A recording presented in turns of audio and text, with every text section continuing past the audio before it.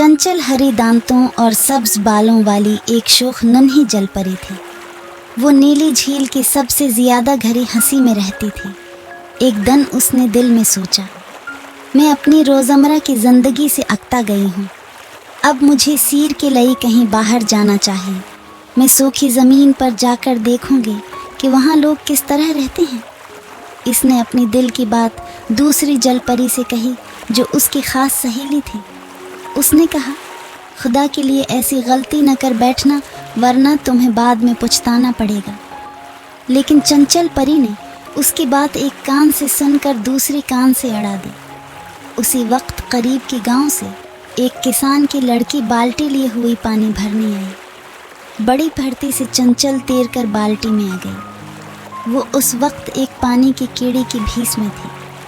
ये भीस उसने लड़की की नज़रों से ओझल रहने के लिए इख्तियार किया था।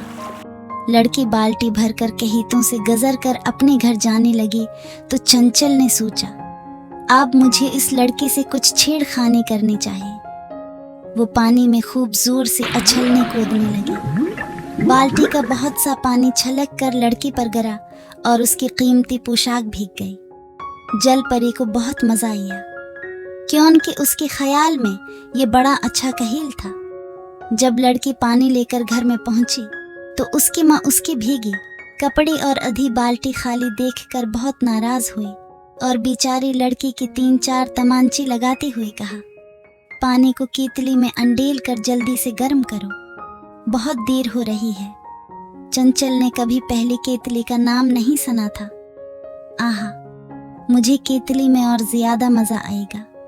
वो खुशी की मारी उछलने लगी और जब लड़की ने बाल्टी से पानी केतली में अंडेला तो वो भी जल्दी से कूद कर केतली में चली गई। लड़की ने केतली को अंगीठी पर रखा तो चंचल ने फिर उछल कूद शुरू कर दी। लेकिन इस बार पानी छलकाने में उसे कामयाबी हासिल न हुई, क्योंकि केतली का मुंह ढका हुआ था। थोड़ी देर बाद ही चंचल ने हंसना और उछलना कूदना बंद कर दिया, क्योंकि उसे गर्मी महसूस हो रही थी। ये छोटी सी कोठरी आहिस्ता आहिस्ता गर्म हो रही है, इसने सोचा। जल्द ही केतली खूब गर्म हो गई और चंचल जलने लगी। वो ऊपर नीचे अधर अधर केतली के पानी में डुबकियां कहाने लगी, लेकिन पानी हर जगह गर्म था और जब पानी उबलने लगा तो उससे बर्दाश्त न हो सका। मद मद, कोई मुझे बचाओ। कितनी ताज्जुब की बात ही केतली में से किसी चीज की भन-भनाने की आवाज आ रही है। लड़की ने अपनी माँ से कहा। इतनी में केतली से फिर एक चीख सुनाई दी, आरी में जली, कोई मुझे बचाओ। इसी वक्त पानी में उबाल लिया। ढक्कन कुछ ऊपर को उठा और उन्हें साफ सुनाई दिया। नन्ही मुन्नी आवाज में कोई कह रहा था, अब मैं शरारत नहीं करूंगी, खुदा के लिए मुझे बाहर निकाल लो।